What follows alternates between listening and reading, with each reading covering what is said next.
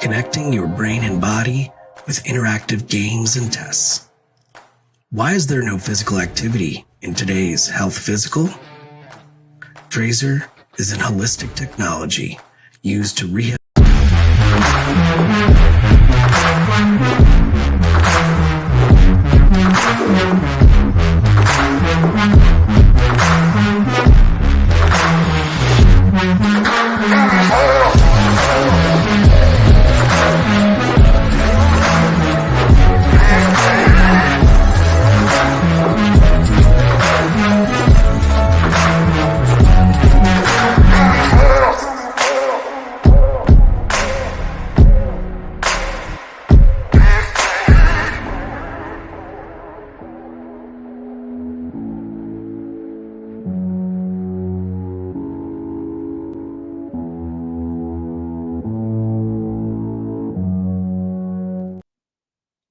What's going on, ladies and gentlemen? It is your boy, the sports reporter without pay. It is Monday night. Y'all know what time it is. Here we are, the Sports Arena Live, and we're going to be talking some Week 5 NFL, and we're going to do a little bit quarter season like recap.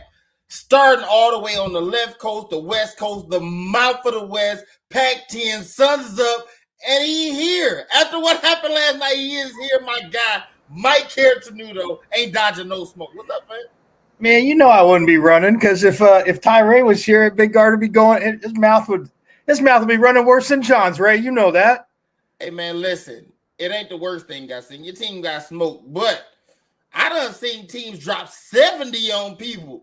My guy, y'all know he gonna have some stuff to talk tonight. Mr. John Shearer, what's going on, man?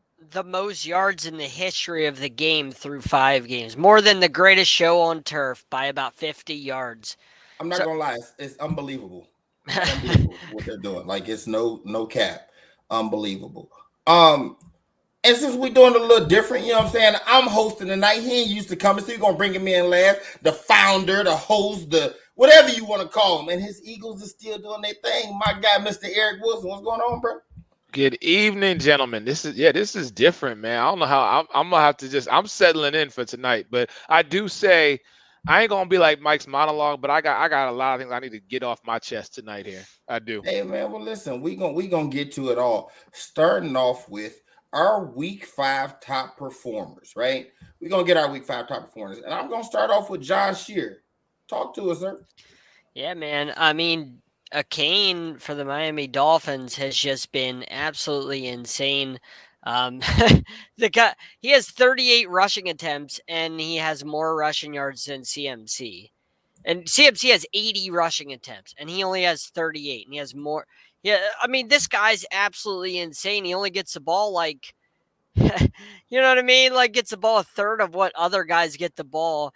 And he's dominating the league. He's a rookie and he barely touches the ball. But I guess somebody said the reason that he doesn't get that many touches is because every time he touches the ball, he scores a touchdown. So it's kind of hard to get a lot of carries if all you do is score touchdowns. But, I mean, you can't argue. This guy is easily rookie of the year. He's on pace for over 2,000 scrimmage yards, 1,800 rushing yards, 28 touchdowns he's on pace for.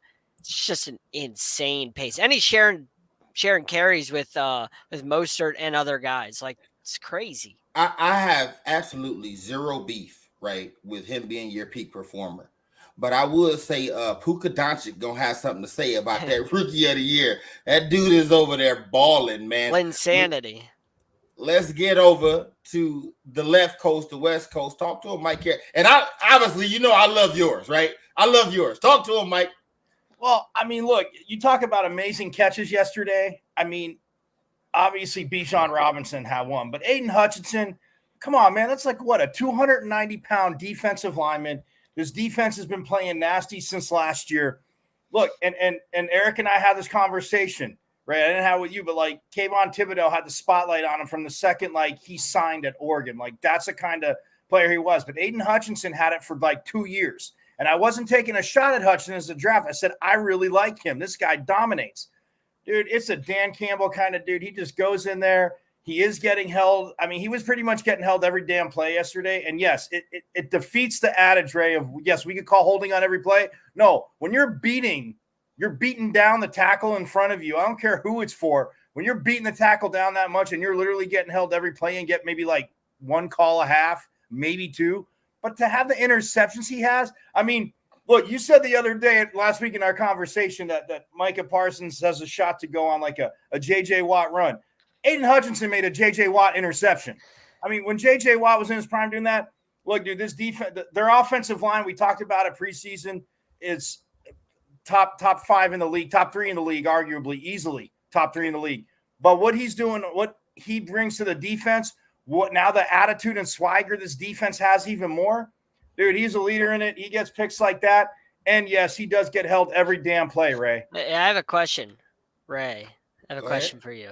Who has more career interceptions, Aiden Hutchinson or Sauce Gardner? So listen though, man, I learned a long time ago. Do y'all remember back when he has Deion, 4? Sauce has right, 2. Yeah, but do you remember back when Deion got the contract for it was like $35 million, and he did the commercial? It was like, Deion, what you want, 15, 20 million? He was like, both, right? And everybody's like, well, his numbers don't show it. But when you're a really, really, really good cover corner, you don't get many interceptions. They just don't throw your way, right? Like, so like numbers are kind of misleading in terms of shutdown corners.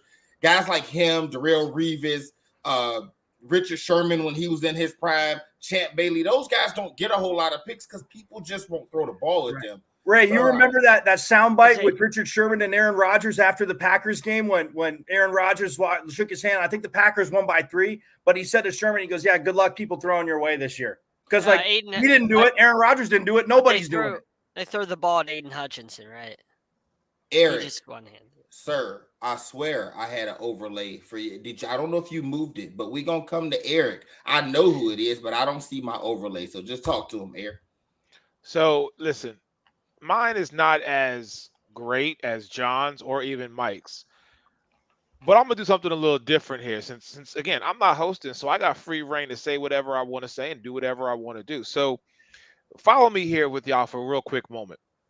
When you think of Drew Pearson, Michael Irvin, Des Bryant, and CeeDee Lamb, what's the 2 things they have all in common? Number 1, they play for that horrible team. But number 2, they all wear a certain jersey number 88. Well, yeah, my peak performer is the true number 88. That is my tight end for the Philadelphia Eagles, Dallas Goedert. Why?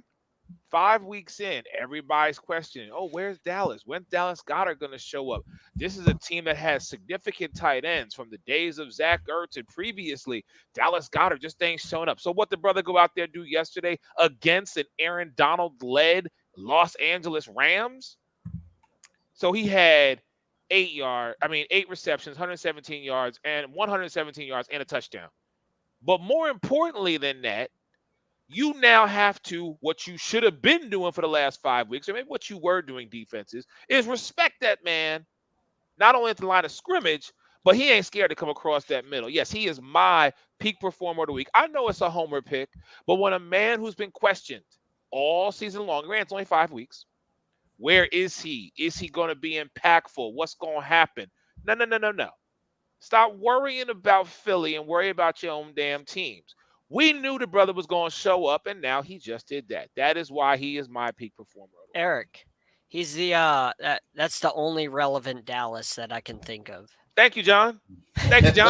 So listen, you're absolutely right. Listen, I'm not going to chime in on many of the topics. I'm going to jump right into my hosting bag tonight. But for this peak performer for week 5, bunch of options we could have chose for. Like Tyreek Hill went off, Chain went off, DJ Moore went off on Thursday, right? Jamar Chase had a coming out party. But try this on for size. Imagine being a running back on a roster and the starting running back been holding out, and they decide to go pay him. And immediately after they pay him, you go out and go 23 carries, 165 yards, 2 touchdowns. Zach Moss said, Jonathan Taylor, who? Jonathan who? Y'all don't want to pay that man that money. Try this on for and crazy is like he's been playing well. He's been playing well, but he decided like immediately after they paid this man, I think he got $26 million guaranteed. I think it was. Yep. Jonathan who, sir? Yep. Jonathan who? He almost proved why. Like he's gonna make it. Like that's why running backs can't get money now, because if you got a good offensive line, it's been proven that they're kind of a dime a dozen now. Jonathan Taylor was the best running back in football 2 seasons ago. And now his backup is having games like this immediately after he gets his contract. That was a statement. But listen, we cannot waste any time. We got to jump into our game of the week. We all thought it was going to be a showdown. It didn't necessarily turn out like that. And Mike, I'm going to start with you because it's your team, right? And the question I posed to you guys was, in this blowout, because that's what it was just a flat out beatdown. Who did you learn more from, right? Did you learn more about San Francisco or more about Dallas? Talk to me, Mike. I learned that Mike McCarthy just took Kellen Moore's play calling and decided to use it. Because what's the one thing Mike McCarthy said all postseason long? All postseason. We're going to run the ball more. Now, yes, Tony Pollard, I'd appreciate after a first down run if you held onto the ball or if it would just take a Dallas bounce and go out of the damn bounds. But I digress. Look, I mean, it's easy knee-jerk saying Dak doesn't have it and it's on Dak. Look, the offensive line was all back, so that was good to see. But you're not running the ball enough. What did Kyle Shanahan do? They adjusted their defense. The Niners played, they're talking about NFL Network. The Niners played zone more than anybody taking stuff away from people. Well, they say, all right, we're going to go, man. We're going to jam you. We're taking away your short game. And then even on that long pass where Dak throws the interception, it's like, dude, you're looking downfield. You see that safety on the snap just goes, oh, I'm just going to keep going back like I should. And he just puts a long freaking ball up there. His receiver has no chance to get it. But it's, look, Mike McCarthy against the Cardinals, he didn't run it early. He's like, oh, we got to pass. They kept going 3 and out. I'm like, good God. And he did it yesterday. I get nobody wants to see 3 yards in a cloud of dust, Ray, but if you're not going to change, if you say you're going to change your approach, yes, you have to get the passing game in there. Yes, you have to get the tight ends involved quickly, quick screens. The Niners defense is sick. I mean, and I even said to Eric before the season, I mean, the Niners, Jets, and Cowboys, you could go 1, 2, 3 in defense and see who separates themselves. And yes, so far, the Cowboys came into this game there, but the Jets, even though they won, their defense has been consistent.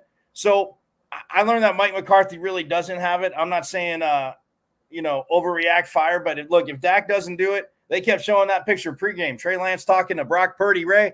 Trey Lance might be the starter the second half of the season if this crap keeps up. So I will say this, right? Nobody gets as much joy out of the Dallas Cowboys losing in the fashion they did, more so than Stephen A. Smith. I don't know, Eric. And I think, hey, when the host is talking, you just let me have my shine. I was getting to that, John. That was the whole segue, John, was the next person who gets as much joy out of them losing. It's probably this guy. But on a serious note, Eric, like when you watch this game, right? And I think I flipped it this way. Was San Francisco just that? And we know San Francisco is good, but are they that good? Or was Dallas exposed? Is Dallas not as good as people thought they could be? Who'd you learn more from in this game? I learned a couple of things. First off, Kyle Shanahan deserves, already 5 weeks in, he needs to be a candidate for Coach of the Year because we have taken a man who was called Mr. Irrelevant and are now calling him by his proper name in Brock Purdy offensively. And I'm going to say that respectfully. That young brother is... Carry on, sir. Carry on. Sorry. That man is doing his thing, okay? But I want you to think about something. Since Mike brought up coaching, Robert Saleh, DeMeco Ryans, now Steve Wilks. The defensive coaches for the San Francisco 49ers have truly embodied something that if we could bottle it up and sell it, it would not remain on the shelves. Let me just say that, okay? The San Francisco 49ers, what they showed me yesterday is that when we looked at the preseason, we said there are 3 teams in the NFC. It was the Dallas Cowboys, the Philadelphia Eagles, and the San Francisco 49ers.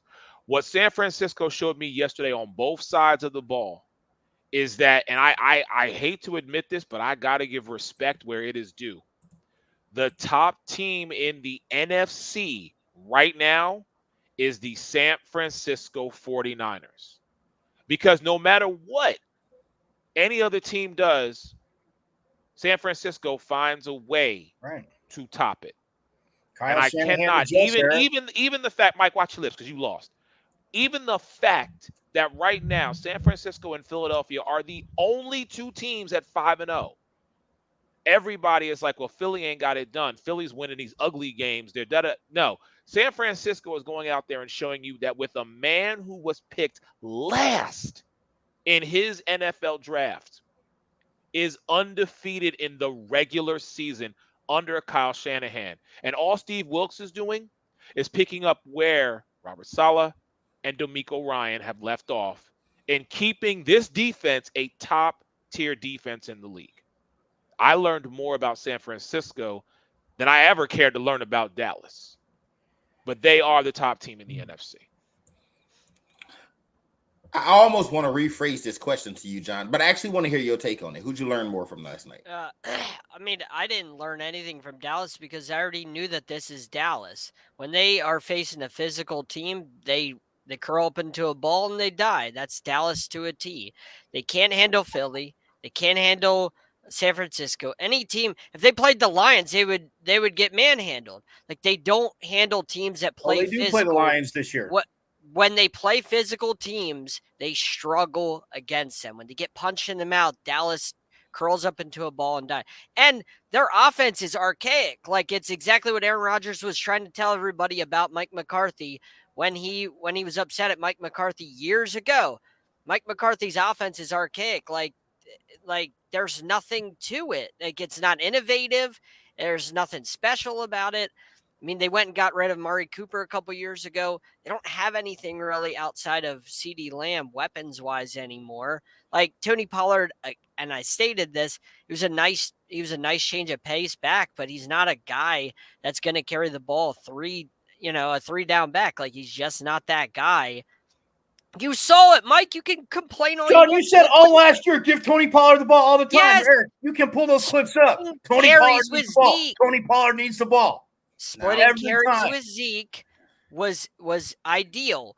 Well, now it's ideal. You say He's not get rid a of Zeke. bell cow guy. Okay. And This is I was John. saying saw get rid of Zeke because clearly Zeke ain't doing nothing in New England. So I said and nobody's get rid doing of Zeke. anything in New England. So Well, this is true. 3 We'll get points. to but that I in a mean, minute. this is Dallas to a T. Like, they just can't handle real teams. They play bad teams like the Jets, play bad teams like the Patriots. But then when they play real teams, Once again, they the Jets show who offense they is are. bad. The Jets defense is physical. Eric just talked about Robert The Saleh. Cowboys are a nice The regular Jets aren't a season physical team. defense? Oh, okay. The Jets The aren't Cowboys. So, hey, how about this? I think we can all agree that the San Francisco 49ers are legit. They're a contender and should be the favorites for the NFC. After this game, how can I phrase this question? Because I want a very short answer. Mike, is Dallas going to still be in the fold? Yes or no? Yes, because the defense was humiliated. To John's point, yeah. I mean, the test is going to be when they play Philly. I mean, Washington just got blown out by Chicago, so the Giants are an absolute dumpster fire. But like Sunday to Sunday is one of those things. Just last week we were saying, man, Washington played Philly down to and then they get blown out by Chicago. John, I don't have to ask you; you just already answered it. And Eric hates them, so Mike, you're the only but one. I'll be honest, Ray. Do I still think Dallas will be in the mix? Yes, I do. Yes. That's only by default because the NFC is so weak outside of the top-heavy team. That's not what he asked me, John. He said, "Will Dallas still be in the mix?" Simple. Well, then technically, yeah. Like weak-ass interception. Sure. Yes. Will Dallas still be in the mix? Yes, they will. Personal opinion aside, we saw the beat down. And listen, what is breaking news? This just in. It's a big show. Oh, it's a big bad show. Giannis with the take. Uh-oh, look out. Little showtime. What you got, Giannis? Guess who's back? You guessed it. Big guard. And you see it. Deebo Samuels in the 49ers. All right, man, I know I've been absent a while from the sports arena. A lot of y'all probably wondering what's going on. That's a different topic for a different day. But I came here to address something specific today. I hate to sound cliche when I say I told you so, but I told you so. I'm going to address the NFC East team by team. Then I'm going to finish with a particular team. You probably already know who it is. Redskins, I mean, football team. Like, what's the name of the team? I don't even really know. I just know they got more name changes than playoffs wins over the last 5 years. So we're not even worried about them. They got smacked up. They're going to keep getting smacked up. Commanders got beat by the Bears. That's like 3 losses in 1 week. All right. Next, we got the G-string divas, the Giants, whatever you want to call them. Trash. One word for them. Another team, y'all beat us in the NFC Championship game last year. We didn't have a quarterback, but we'll be seeing y'all very soon. Much respect to the Eagles, but they still trash too. Now, last but not least, and when I say least, I really mean least. This actually is least. The Cowboys. You know, I said it on Facebook, and I'll say it again. I don't know how you guys expected this game to go. The last few times that we've met, it's not been good for you guys. It's a bad matchup. We're too physical. We're too fast. We're just two of a lot of the things that you guys can't handle. You know, our defensive line has gotten better. We probably have the best front seven in all of football. And I hate to do this because, you know, I like Megan Price. But that other guy, the unrealistic guy, Mr. Caratanudo, your career is over. And I don't even know where it begun. You know, it started off as a bad weekend for you. Sun Devils, they got their fort stuck up there behind. And now the Cowboys. Oh, he did not. He didn't. What can I say, man? I just don't know what you guys expect. You blame everything on Dak. Dak didn't play great. But it's not always Dak's fault. Or you blame the coaches. You done had the same coaches when you was beating up on everybody else, when you was doing this, when you do that. You just not beating the Niners, man. We just too much for you guys. Mm-hmm. But I love you guys. And I appreciate you here at the Sports Arena. But just know, man, the big guard is still here. I ain't went nowhere. I ain't running for no smoke. But just know the Cowboys can't handle the 49ers. And it is what it is. There's different levels to this in the NFC. And we on the top level. So, you know, until you guys beat us, I don't really see nothing stopping us from making it to the Super Bowl. And then from there, you know, it is what it is. But I don't see nothing stopping us. I definitely don't see the Cowboys stopping us. You know, congratulations to the Lions. You know, y'all finally doing y'all thing. Raylan, I'm proud of y'all. Miami, we seen this from them last year.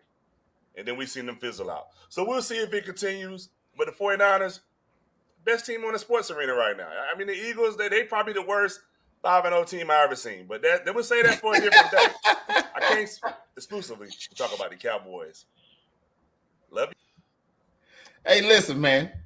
I don't know why you fired them shots at your Eagles, man. But listen, to anybody who follows the sports arena, y'all know that's the big guard. Y'all know he wasn't going to let this opportunity go past after what his 49ers did to Mike.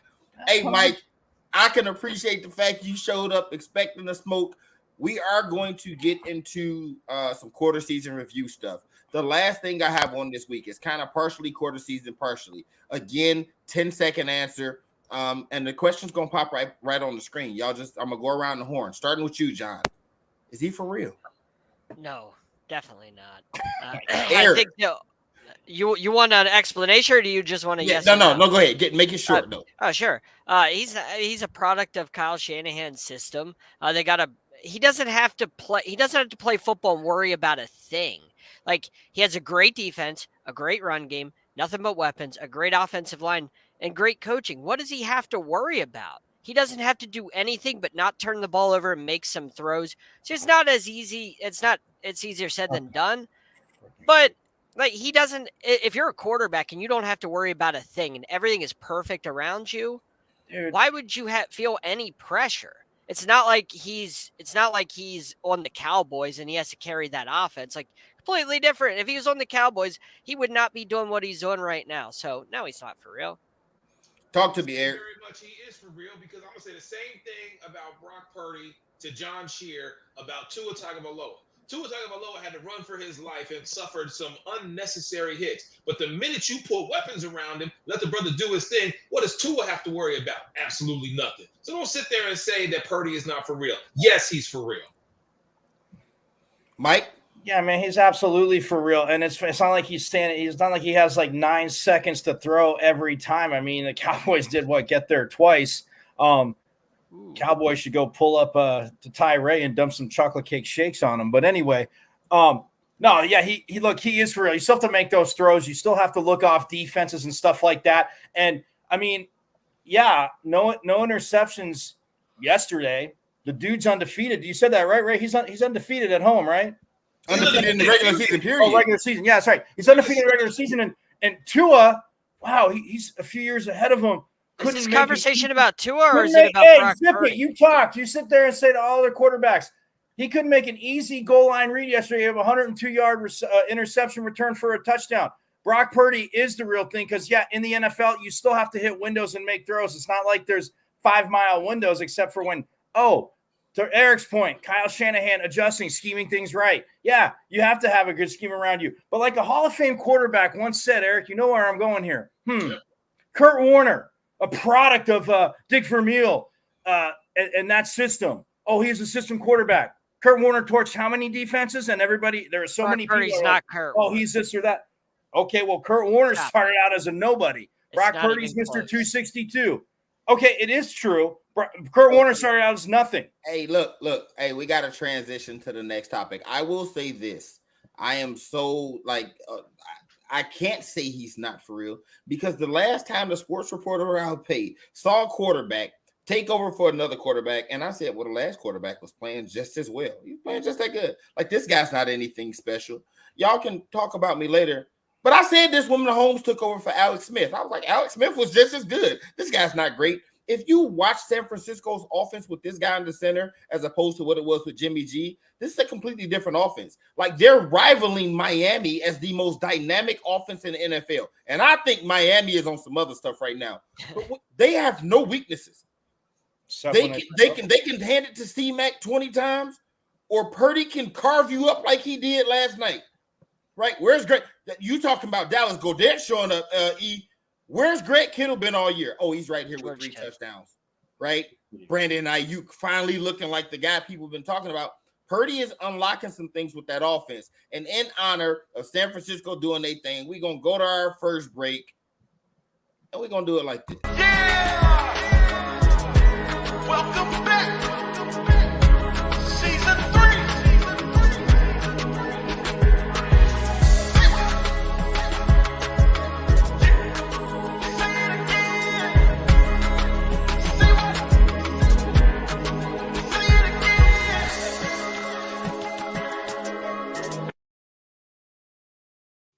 Right, y'all see what it is. Season 3, Say What, Say It Again. Catch them boys Tuesday night, 8 o'clock on Facebook Live. Y'all just seen them, the big guard itself, Chuck's Choices, James, and Mr. Career Over himself, one of the most entertaining shows on TV besides the Sports Arena. Say What, Say It Again, showing those boys love. Let me get the crew back in here. We got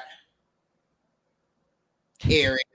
Oh, I'm in solo layout. Let's get the whole crew back in here. There we go. Get everybody back in at once. We got Mike, we got John, we got Eric. We're going to talk some quarter season review stuff, right? So a quarter way into the season, every team has played at least 5 games.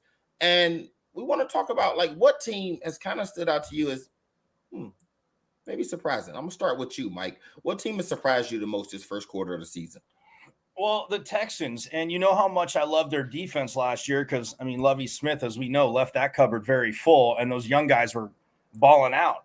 But offensively, and Eric, thank God I'm sitting down for this because I would have fell over if I had to stand up. An Ohio State quarterback, as a rookie, is actually playing good football, Eric, and it makes me want to vomit to say that. I know you're not, big fan of that supposed college institution anyway. But look, I mean, look. Hats off to CJ Stroud. He's got the right attitude. He's had a makeshift, we're talking O-lines, right? He's had a makeshift offensive line. I mean, I thought they were going to take that game in Atlanta, but forgetting that, side fact, Desmond Ridder hasn't lost a game at the Mercedes-Benz Stadium. Everybody wants to rip him, but guess what? He just keeps winning games there somehow and making big throws too. But yeah, the Texans, man, look, we are on them for a reason. For a long time, and everybody knows why. But look, man, Stroud's balling out offensively. Look, they can get somewhat healthier back on the offensive line. Those receivers, I mean, Nico Collins, that kid's blowing up. So everybody expected them to finish terribly, and the Cardinals fans thought they would. Yeah, you're not going to have a high pick from the Texans this year. Well, oddly enough, I told you I like the genuine reaction. I told nobody anybody else's picks. Somebody else had something to say about those Texans. I did. And you know what? When we did our preseason prediction, I went on a rant and said, until the front office, the organization, management, whatever changes, I don't believe in this team. Well, let me sit here and be the first to say to you, October 9th, 2023, on the Sports Arena, CJ Stroud and D'Amico Ryans have made me believe that there is change within the organization. I picked them. I was 2 weeks. I was wrong with them, and I had to actually pay attention. I had to sit up, pin my ears back, and actually watch this team and say to myself, is there a true valid change in there on the football field with the coaching? CJ Stroud, and yeah, Mike, you absolutely right. That team out there, the Ohio State University, which is one of the few times you will ever hear me say that, actually has produced a quarterback that might actually be worth a damn. So, my biggest surprise, simply put, is what that team has done on the field. And let's see what the rest of the season looks like. But they are my biggest surprise. Interestingly enough, and I don't think that front office gets enough credit because they do stupid stuff like give away their best players, like when they give away D-Hop. But in their history, they've drafted pretty well, right? Like from the Matt Schaub, Arian Foster, Andre Johnson days to the Deshaun Watson, DeAndre Hopkins days, and now Stroud is proving to be like they don't miss too often, right? And we're not even talking about the defense side of the ball, guys like J.J. Watt. Like they don't miss in the draft. They just haven't been able to put it all together and be like, they're that team that every year you go, watch out for the Texans, and then it never comes to fruition, right? Like, shout out. They drafted my cousin. Shout out, Mario Williams. I never told y'all that. So yeah. Yeah, I see that face, John. True story. True story. You ain't never hook us up. Long Man. Oh, listen, I know Karan Higdon from the Texans. I've interviewed him plenty of times. Look, talk about it, John. My surprise, I don't even know how this is possible. How are the Pittsburgh Steelers in first place in the AFC North? How is that even possible? You watch what they did, Texans. We just talked about the Texans. We watch what happened in Houston, where they got absolutely obliterated by the Texans, who have been pretty solid. But I thought that would be a game. I didn't think they would get manhandled by the Texans. And then they come home, and the Ravens, who went on the road and beat the number one defense in football, the Browns, they beat them 28-3 in Cleveland. They went to Cincinnati, beat Joe Burrow and Chase and them. They dominated in the AFC North on the road. They beat the Texans week 1. And then they're on the road against Pittsburgh. And it's like, well, we saw what Pittsburgh just did in Houston. Like, there's no way this is going to be a game. Ravens are getting healthy. Marlon Humphrey's back. Ronnie Stanley's back. They're getting all their guys back. And what happens? I don't know. I mean, the Pittsburgh Steelers just find a way to win against the Ravens, who we thought, oh, man, they finally arrived. They're finally one of the top teams in the AFC. And now the Pittsburgh Steelers find a way to win, find themselves on top of the AFC North. I don't even know how this is possible, right? Like, how does Mike Tomlin doing this? They're a game. Listen, they're a game out of the best record in the AFC. How in the world is that possible? They're a game away from the Chiefs and Dolphins. They're not going to catch them. But just to think after 5 weeks, they're a game behind the Dolphins, who have the best offense in the history of the first 5 games in the NFL. They're a game behind them. That is mind-blowing to me. Pittsburgh Steelers it's just so surprising. I'll tell you, I'll throw some crazy numbers at you. And I think I've said this on the show before. When I look at teams, right, one of my favorite stats is plus minus, right? It tells how dominant you are in your wins, right? San Francisco 49ers, 5-0. They're plus 99, right? Any of my novice viewers watching, this is the difference in how many points you score versus your opponents over the entire season. San Francisco is plus 99, right? The Miami Dolphins, they score a lot of points. What are they? Miami Dolphins are plus 46. The Buffalo Bills are 3-2, just like Pittsburgh. They're plus 79. Baltimore Ravens are plus 34. Another 3-2 team. Dallas Cowboys, they're plus 51. Pittsburgh is 3-2. Do you know what their plus minus is, John? No. Minus 31. They're minus 31. How is that?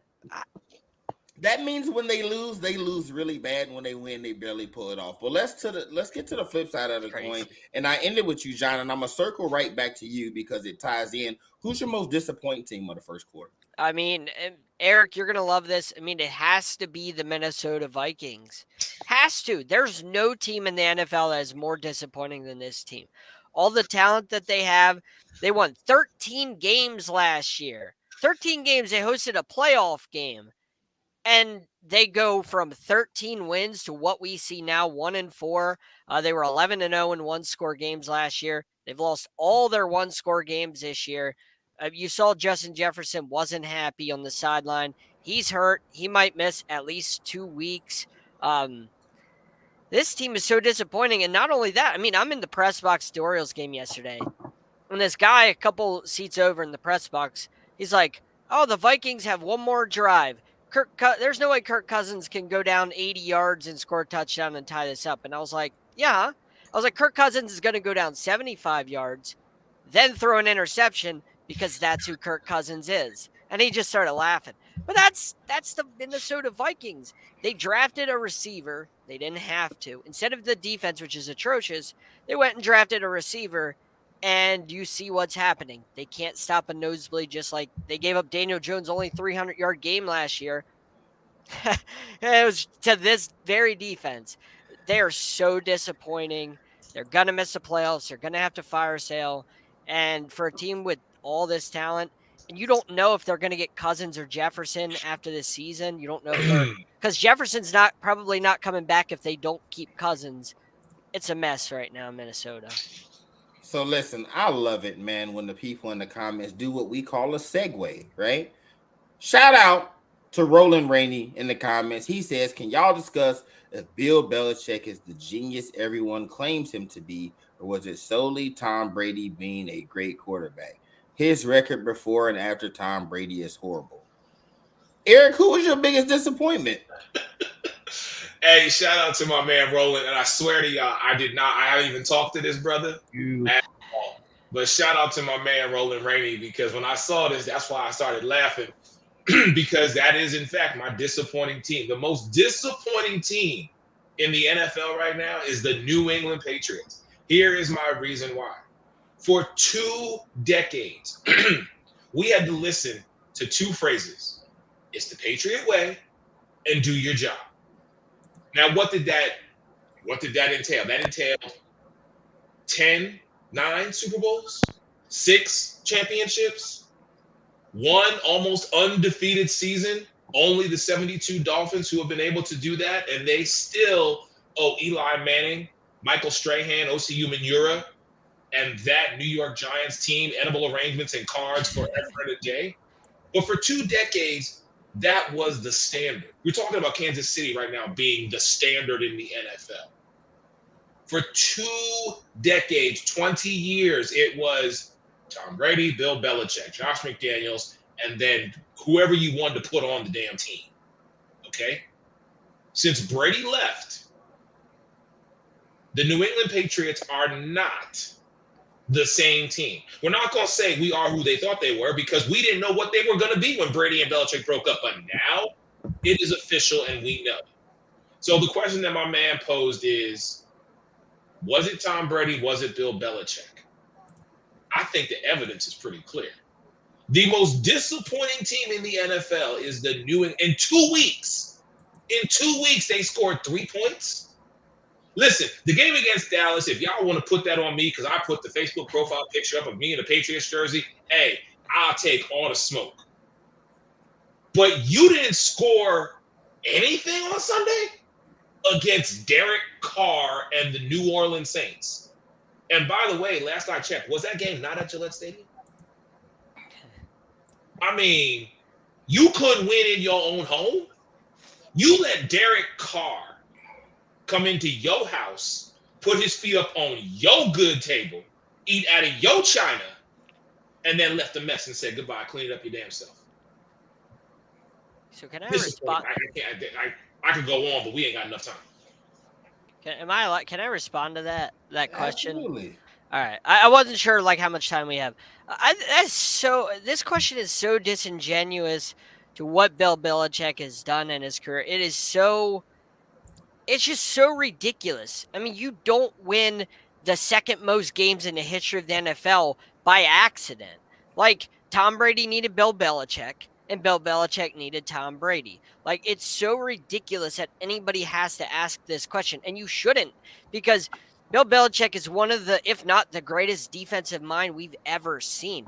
Continually produced top 5 defenses while he had Tom Brady, and they didn't have a lot of weapons. Did you just say defensive-minded coaches?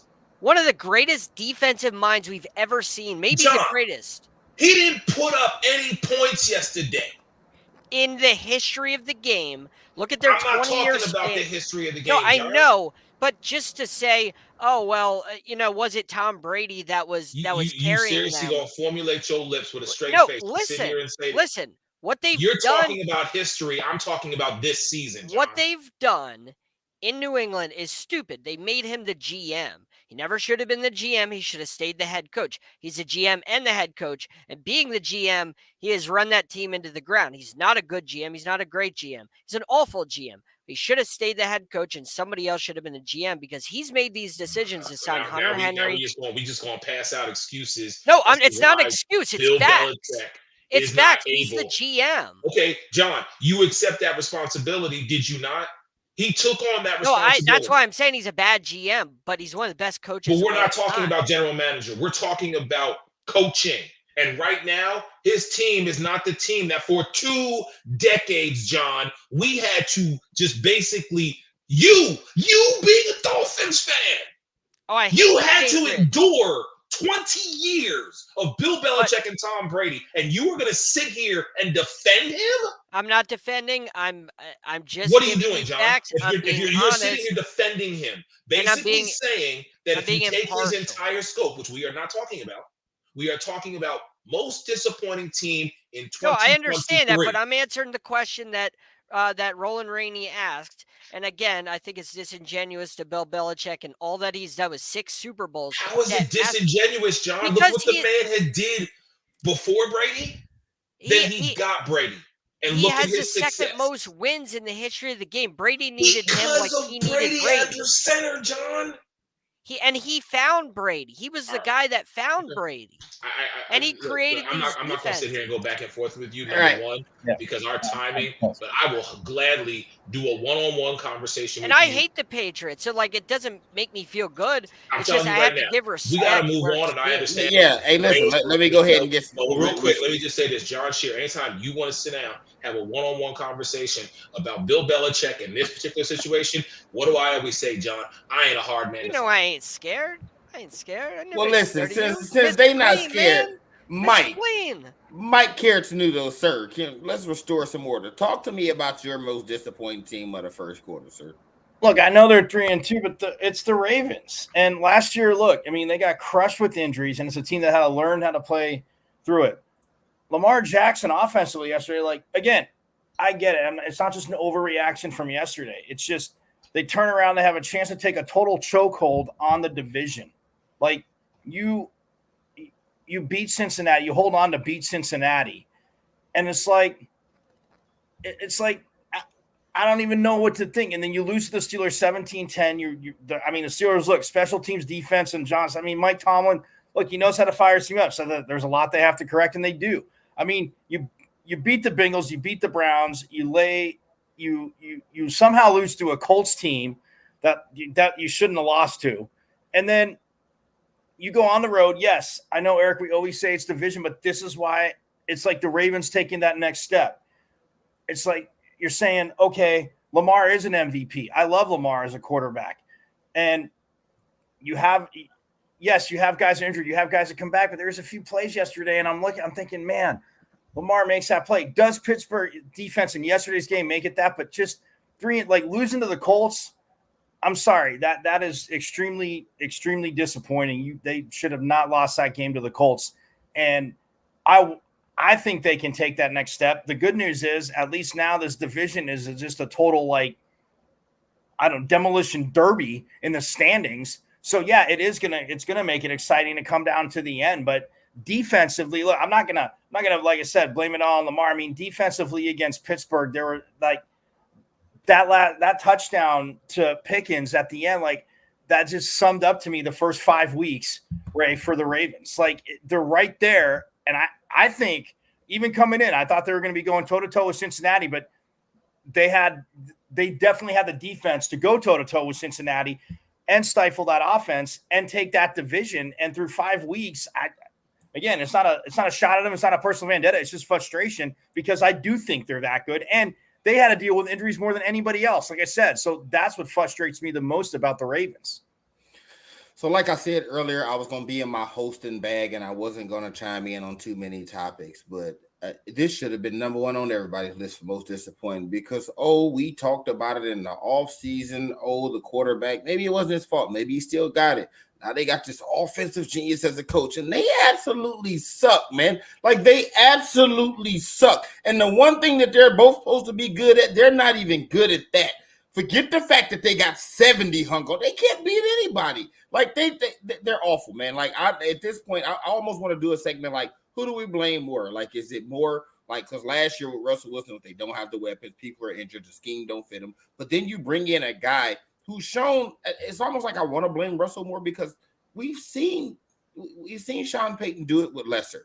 Like, we recall when Breeze was hurt, he had to win games with Teddy Bridgewater, and we've seen him make the other boy that's a tight end, Taysom Hill, look somewhat like an okay court. Like, I feel like, but I don't care who to blame.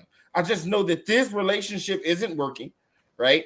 I don't know if y'all saw Sean Payton chewing him out on the sideline yesterday. Like, it's just all bad. And speaking of bad, it's a perfect segue, right?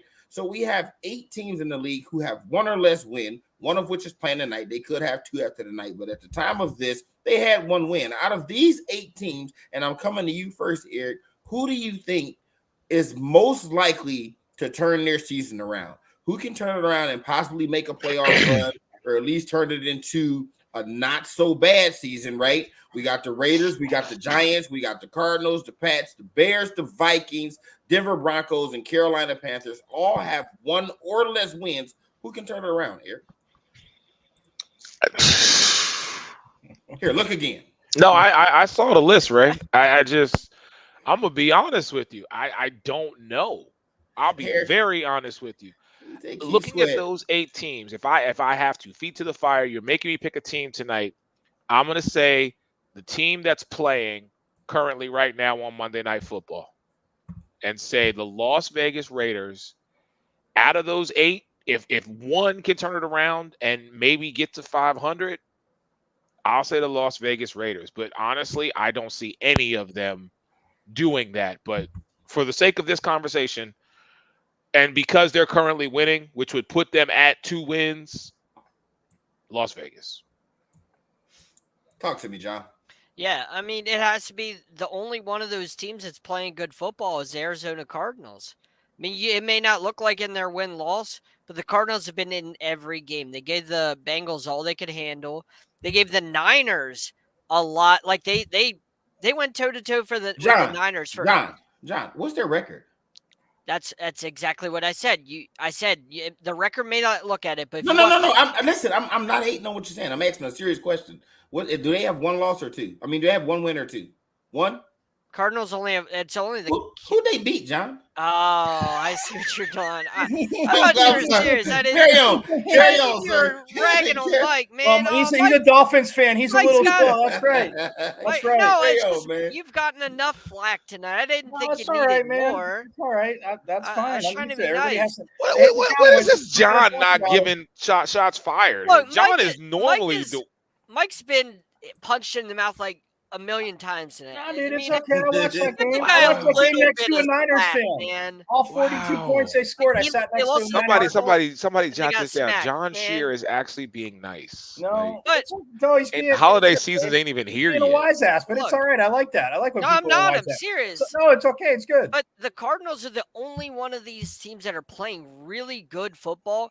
They don't have the talent to like get over the hump in these games, but they've been in every game, and they've not only been in every game, but they've shown the most heart out of all those teams that you put up on the screen. They've shown nothing but heart. Josh Dobbs has been balling out for the most part all year, which none of us expected him to. So like, James Conner's played really well. I mean, this is a team where none of us thought they would maybe even win a game, but they beat the Cowboys. That's fact. And they went with everybody else. I mean, it's easily the Cardinals. I don't think they're gonna, but if you had to, make me pick one, it's easily them because the Vikings, they're not a good football team. None of those other teams are good football teams. Bring it, Mike. So are you Say saying it who one more can time. make a playoff push, or can one of them, or like I who's mean, just going to turn their season around? Listen, man, if through 5 games you have 1 win, you are on Right. the verge of a 3-14 type Right. season. I'm asking, which of these teams do you think can turn it around? I mean, maybe if they don't make the playoffs, they can turn around and have a formidable season. Maybe, I don't know, 7-9, or no, it'll be 7-10 now, 17 games, 8-9, something like that. Like where, they're not going to be in the top 3 in the draft. Which one of these teams can turn it around and make a push? I mean, it's definitely not the Vikings because I wanted to punch Kirk Cousins yesterday, and that's a story for another time. Eric would be happy about that. I mean, look, the Giants offensively without Saquon, they're a mess. And again, he got a little bit of a bonus, but still, you got to make sure you're fully healthy before you get back on the field to get paid. I'm split between Eric's and John's and the Raiders and the Cardinals, but I will say the Cardinals because I know it is, but I will go Cardinals, not just because they're in my backyard, like Eric says, they can come knock on the door and be like, "What the hell's your problem?" But Jonathan Gannon coached defense, and we've seen it from week 1 against Washington. Obviously, they had a chance to win that game. Beating Dallas here at home, it's huge. Jonathan Gannon's going to get his teams to play defense and get fired up. I mean, I said obviously that Isaiah Simmons quit, didn't want any part of the rebuild, whatever, didn't get along with Jonathan Gannon. They shipped him out of town, which inevitably I think is a mistake now that Budda Baker's out. But yeah, I mean, I'll go with the Cardinals just because they're going to play defense, right? And like John said, offensively, yes, there are some weapons there. Josh Jobs, the pick 6 yesterday was just a bad decision on the throw. In that short, when you're on the -10, like you're 5 actually, you can't throw that ball. But look, I mean, he's played well enough. The defense will keep him in games, but I mean, yeah, that's a horrid list. I mean, the Bears, I know everybody in Chicago is going to be happy with that. The Patriots, like Eric said, I mean, they're not playing any kind of Belichick defense, and offensively, you benched Mac Jones 2 weeks in a row for Bailey Zappi, so I mean, good luck there. Carolina, Jarrell said don't talk about Carolina. They're going 0-18, so with only 17 games. But Jarrell, wait until you see what we do to you next week. To Carolina? Yeah, wait until you see what Miami does to Carolina next week. Carolina wins that game. Hey, Mike, I know Arizona's on your back door. When you see Zach and Julie, tell them I said I miss them. Yeah, because Dallas Goedert didn't get any touchdowns until Zach Ertz did, so that's pretty interesting. Listen, I still love Zach Ertz. Shut up, John. I know. Hey, listen, I know, and Big Guard will love this. I know he gets a lot of flack on this show, right? But if we look at what's happening in Minnesota right now, it's not a whole lot different from last year, with the exception of they were pulling those games out last year. We recall all year we kept saying, well, they can't keep winning like this, right?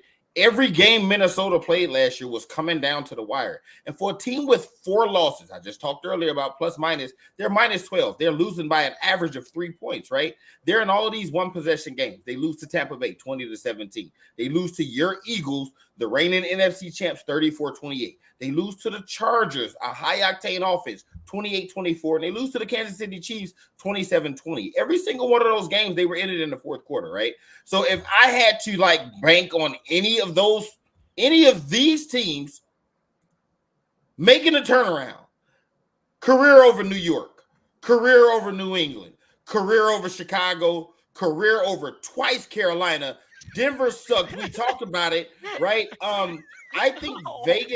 I think Vegas probably, I don't know, man. Like I guess I trust the combination of Kirk Cousins and Justin Jefferson to go out and outscore an opponent, right? More than I would Vegas.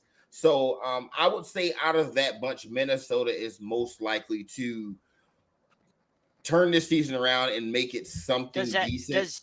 Does it get changed at all knowing that he's probably out at least 2 weeks? And if they're 1-6 by then, they probably don't rush him back?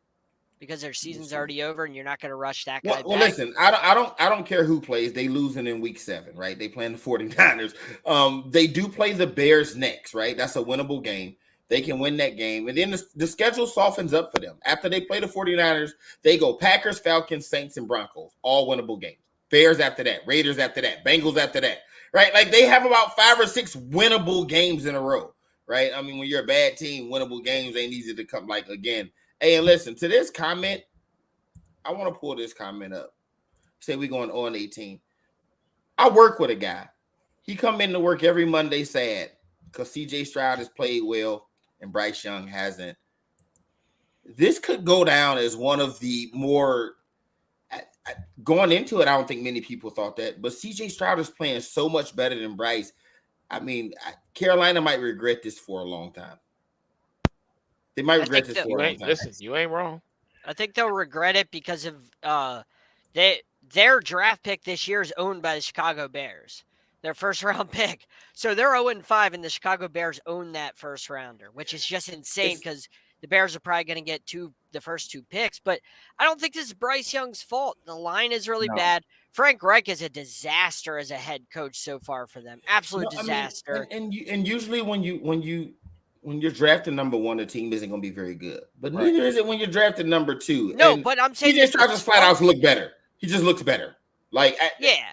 Because Houston was atrocious last year, right? And he just looks better, which is interesting because like Alabama nor Ohio State are known for their quarterbacks prospering in the league. Shout out to and Jalen Hurts are changing that. Jalen Hurts went to Oklahoma. Stroud might be on that. Yeah, but we got his roots. So let's move on. Quarter season review. John, we're going to start with you on your quarter season MVP because it is by far the most predictable thing, so predictable that I made your overlay before I talked to you about it, sir. Talk to us about your quarter season MVP. You know me so well. I'm so happy about that. It's got to be Tua, man. I mean, the greatest offense through 5 games in the history of the NFL, more points, more yards than anybody in the history of the NFL, and is a quarterback award anyway. So it's going to go to Tua. It's not going to go to anybody else because that's just the way the NFL works. If your team has the best offense in the history of the game through half a season or a whole season or even 5 games, the MVP is going to go to the quarterback of the team. More like most times it's going to happen because it's just a quarterback award. That's the way it goes. So it's got to be Tua. The Dolphins are 4-1. They're also a division team on the road. Big deal. It happens. We saw what happened to the Ravens. So, I mean, they're just manhandling teams. And Wink Martindale, who's a great defensive coordinator in this league, said this week he was crying, going to sleep, crying, waking up, all that stuff. He kept crying, going back to sleep, crying, going back to sleep, thinking about having to play this offense. That's what he said. That's how scary it is for a defensive coordinator having to game plan. Now Kane is in the mix and he's insane. It's crazy. You have to game plan all these guys and then figure out what Mike McDaniel's going to do. It's got to be Tua. Well, here's one of the best comments I've seen on here. Jarrell said, here's a good fantasy tip. Play everybody on Miami. You have a very good chance of scoring points if you do that. Mike, this may be the most mature thing you've ever done. I know it pains you to say this. Who's your quarter season MVP? I resent that. I'm not immature. No, Christian McCaffrey all day.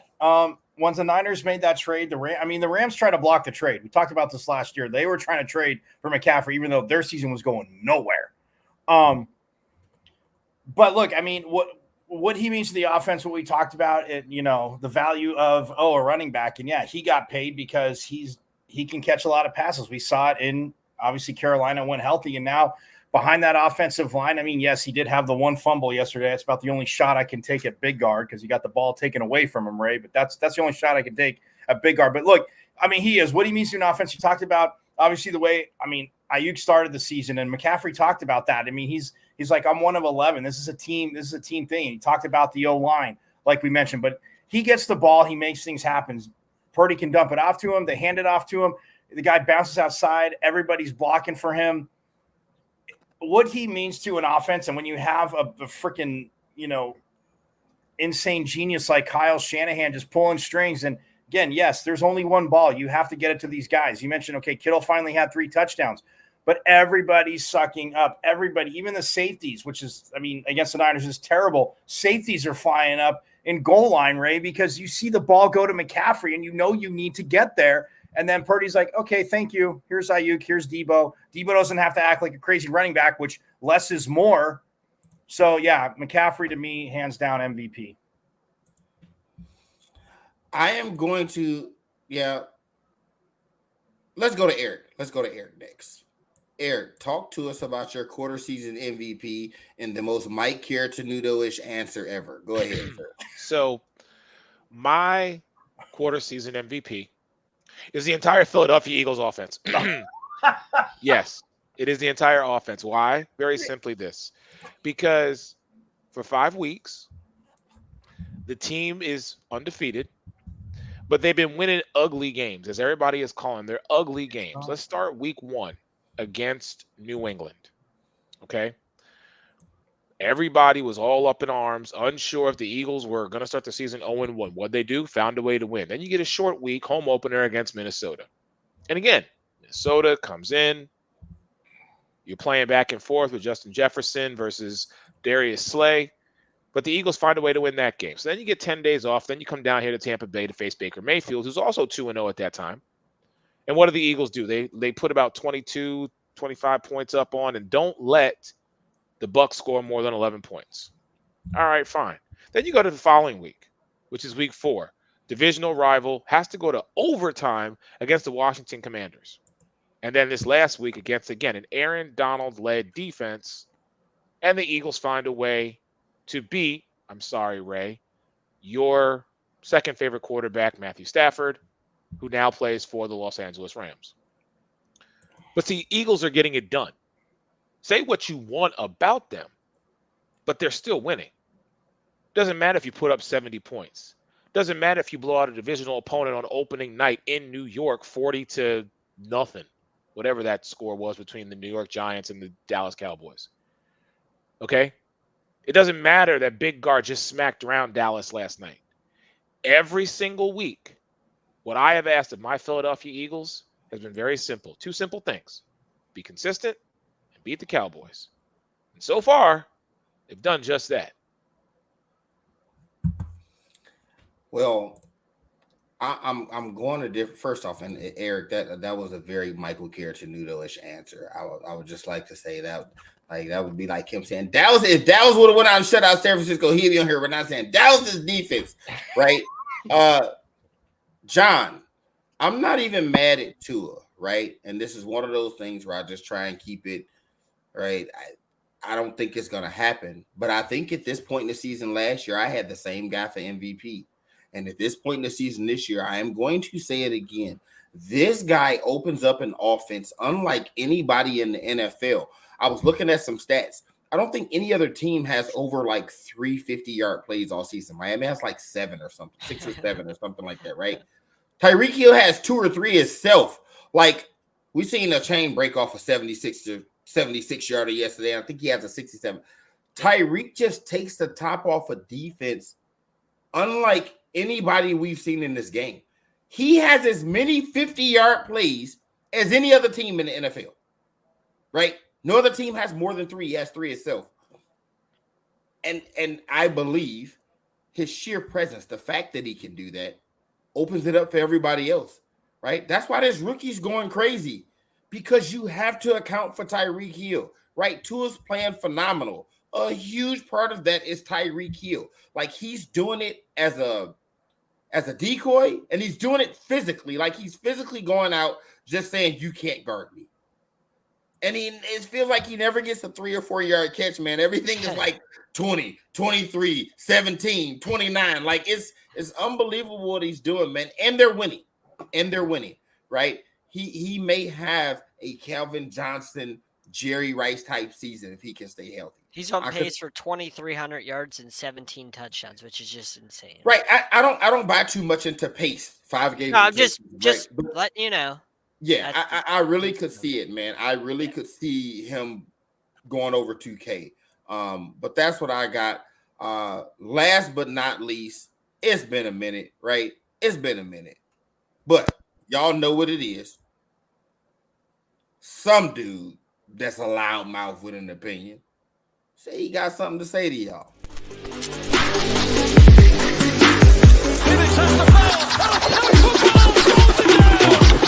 Swung on and hit in the air to deep left center.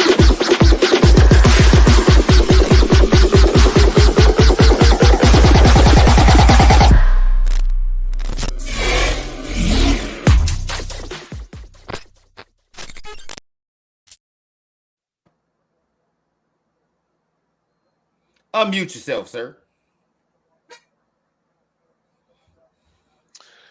Take two, ladies and gentlemen. This is Eric's friend. Like I always say, I'm just a little loudmouth with an opinion. So whether you like it or not, here it goes. So John Shear likes to run his lips about coaches in the NFL. And most of the time, I can see what lens Johns is looking through because I go back and look at stuff. But there is one coach in particular that I will not let anybody, don't matter whether it's John, Mike, Ray, Big Guard, Megan, or anybody else on that matter, speak negatively about when all he's done is proven to be a successful head coach in the NFL. More importantly, a successful black head coach in the NFL. Yeah, I'm talking about Mike Tomlin, that man right there. Mike Tomlin, the Pittsburgh Steelers. John asked, what changed? How is he the most surprising team? John, the answer is right there on the screen. It's Mike Tomlin. You want a coach that people are going to run through walls through, walk on fire with no shoes on, will take a bullet because they believe in the success of this man. It's no further than Mike Tomlin. Now, you can sit here and say whatever you want about Kenny Pickett, George Pickens, Minka, whoever else. It doesn't matter. At the end of the day, since we like to give all credit and all blame to the quarterback, yeah, y'all got me truly upset right here on this one. I'm going to say this to you. Until Mike Tomlin has a losing season, watch your lips on him, okay?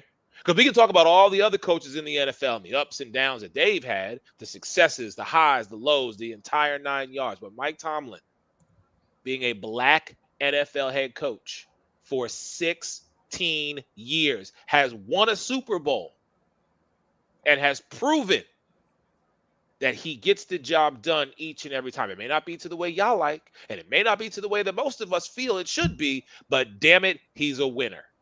And what y'all ain't going to do, not at least in my presence, what you ain't going to do is speak negatively about the head coach or the team that, as John, you so eloquently put in your formula in your lips saying, is atop the AFC North. Think about it like this. When we stack rank the AFC North, quarterback-wise, Kenny Pickett is fourth. We know that. Put them coaches on that same level. And Mike Tomlin is at the top of that list. So before y'all want to go talking about what changed in Pittsburgh, it's quite simple. Mike Tomlin said we were going to make necessary changes and do what we needed to do to play our football. And that's exactly what he did.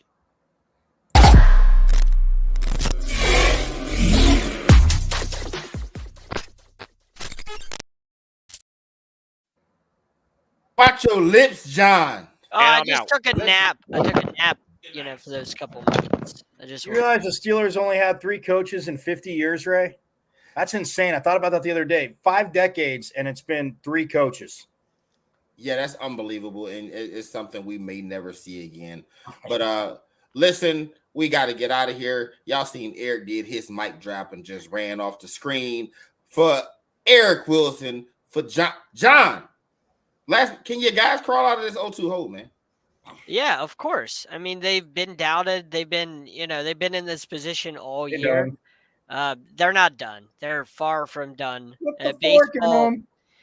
Baseball is one of those things where you think you know what's going to happen, but you don't know what's going to happen. So I don't think they're done. I think this is going to be a dogfight. And I mean, sometimes you just need to go on the road and get away from your crowd to kind of do your thing. And I think that that's going to be the case. And I think they'll be fine. I don't think this is over. I think it's far from it. Mike, how do your Cowboys bounce back? Well, the good news is they get to play Brandon Staley. I was going to say that, Ray. That's the only reason why I was smiling after last night's game.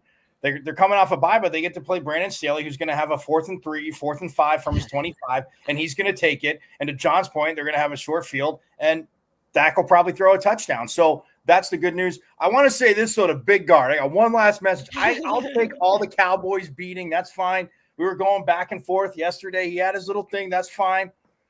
He talks about keeping stuff out the mouth. He better keep my Sun Devils out of his mouth. The game was tied with 45 seconds left. We lost on the last-second field goal to Colorado.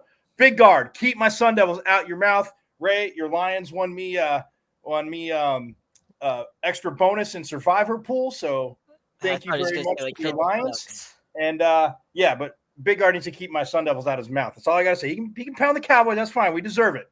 But no more Sun Devils from him. Mike, don't take Sun Devils. Y'all are out of control. Like he said, Sun Devils forks up. We got Mike here Tenuto. We got John Shear and your boy, the sports reporter out Pace, signing off. We'll catch y'all next.